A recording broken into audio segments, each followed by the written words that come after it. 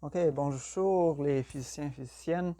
Aujourd'hui, on va regarder un peu le frottement, la dernière chose qu'on a vue avec le frottement.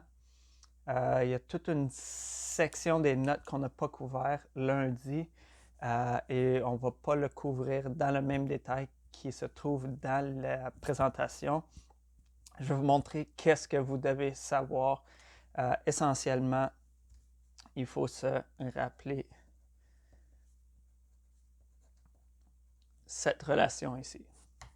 Le frottement est égal à un coefficient de frottement qu'on appelle mu, c'est la lettre grecque mu, qui représente m dans notre alphabet, et la force normale. Donc, c'est le produit d'un coefficient de la force normale. Donc, si la force normale est plus grande, le frottement va être plus grand. Si le coefficient est plus grand, le frottement va être plus grand. Le coefficient dépend des matériaux.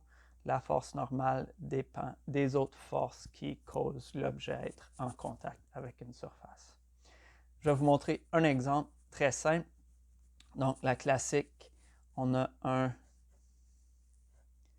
bloc ici de 2 kg, par exemple, qui est poussé par une force appliquée, présumons 50 newtons, et on a un frottement ici.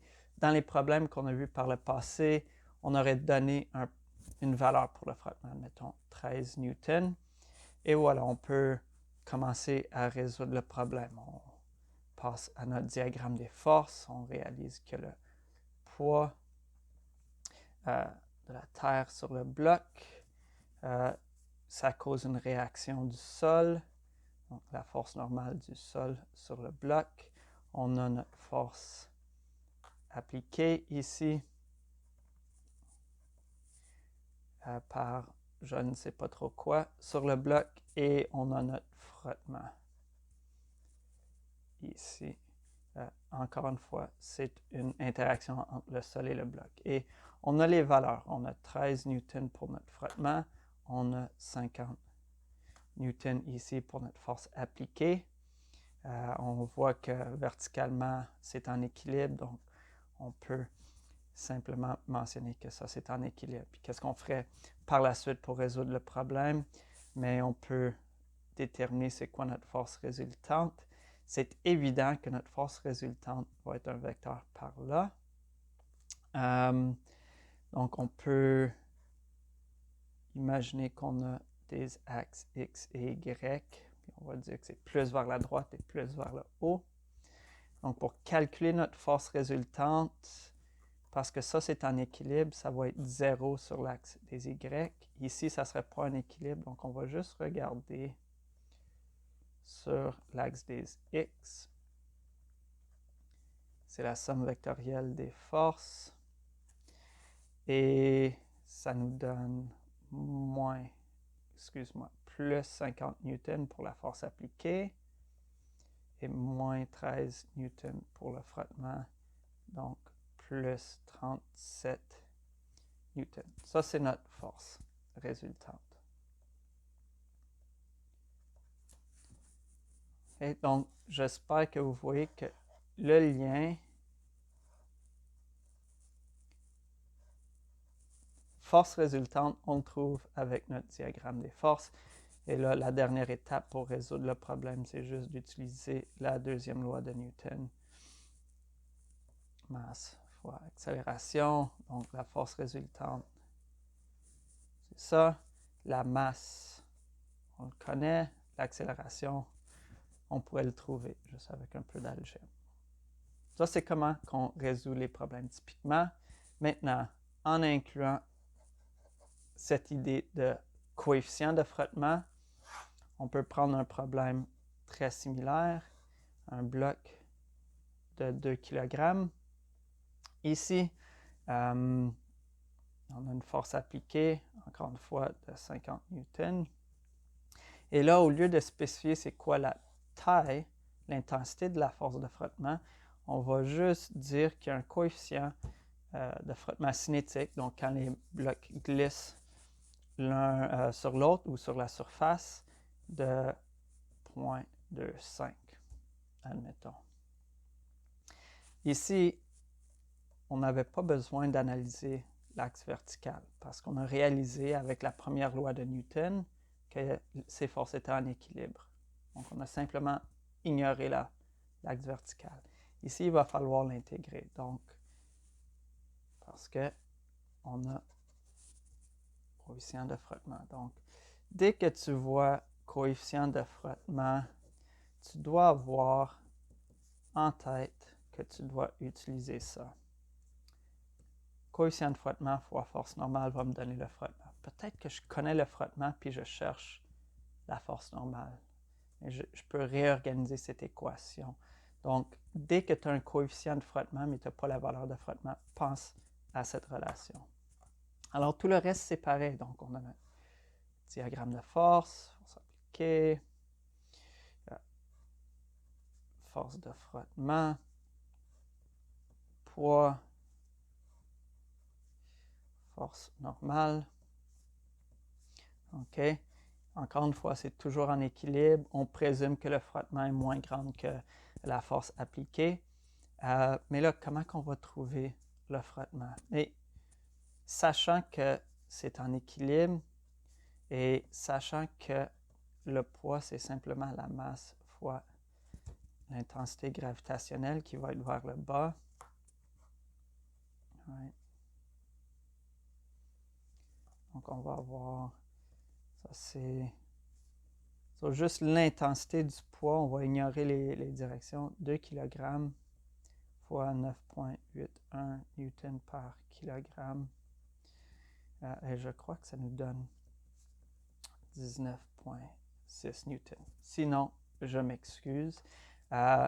Sachant que l'intensité du poids, c'est 19,6 newton et que ces deux-là sont en équilibre, on sait que la force normale est aussi 19,6 newton. Voilà. Maintenant, pour trouver le frottement, ça veut dire que notre force de frottement est égale à notre coefficient de frottement, qui est le quart. Donc, le frottement va être le quart de l'intensité de notre force normale. Et ça donne 4,96 newton. Et probablement pas. 4,9 quelque chose. Je me trompe en quelque part. Mais voilà, quelque chose comme ça. Encore une fois, je suis désolé, je fais ces maths mentalement. Donc, l'intensité de notre force de frottement est 4,96. Avec notre diagramme de force, on voit que ça va être dans le sens négatif. Et donc, ici, on a toutes les forces de calculer, d'identifier dans notre diagramme de force.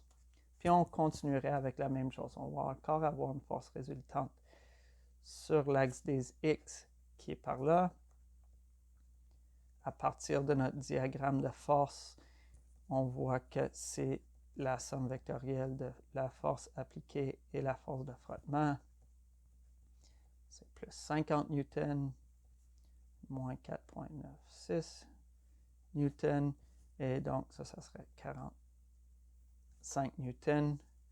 Donc encore une fois, notre force résultante vient du diagramme de force.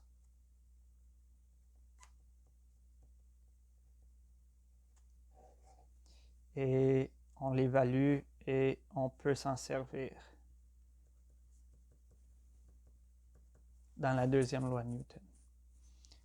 C'est tout. Je vais faire un autre exemple pour vous, juste pour illustrer une erreur commune. OK? Puis je pense que vous avez un exemple un peu comme ça dans les notes. Donc,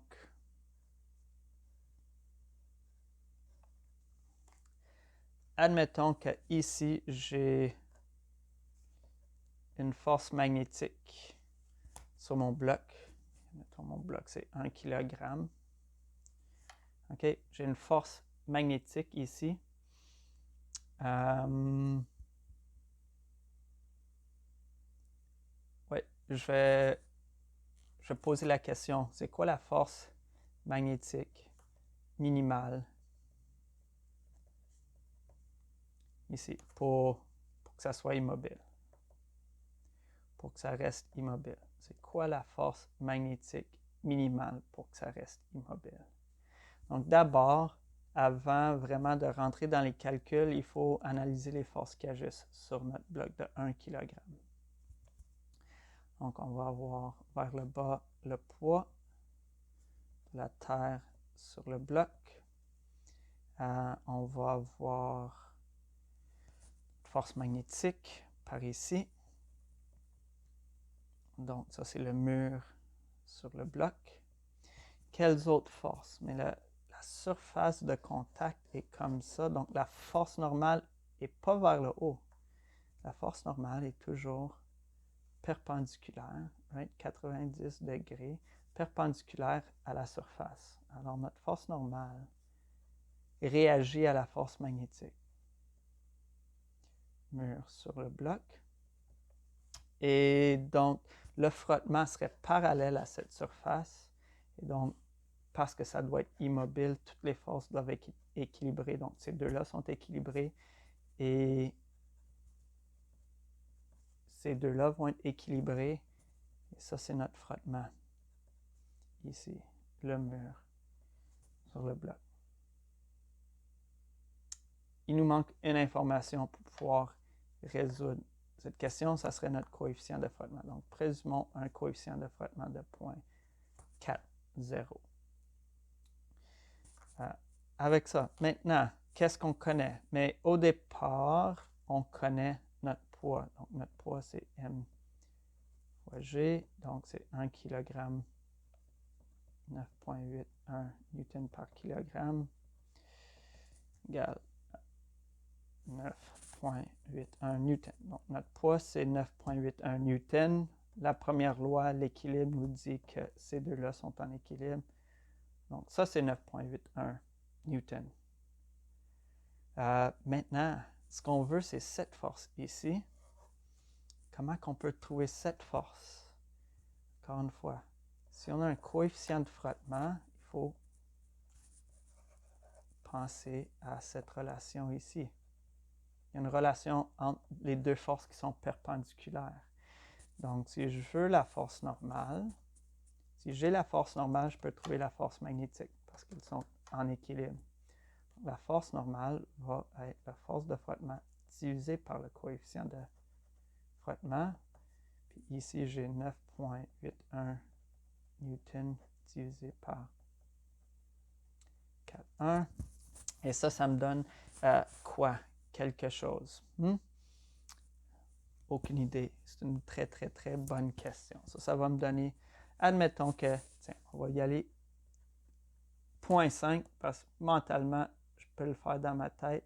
Donc, ça va être le double, 19,6 newton. OK. Et ça, c'est notre coefficient de frottement ici. Notre force normale est 19,6 newton. La première loi de Newton nous dit que ces deux-là sont en équilibre. Alors, la force magnétique doit être au moins 19,6 newton pour que ça soit immobile.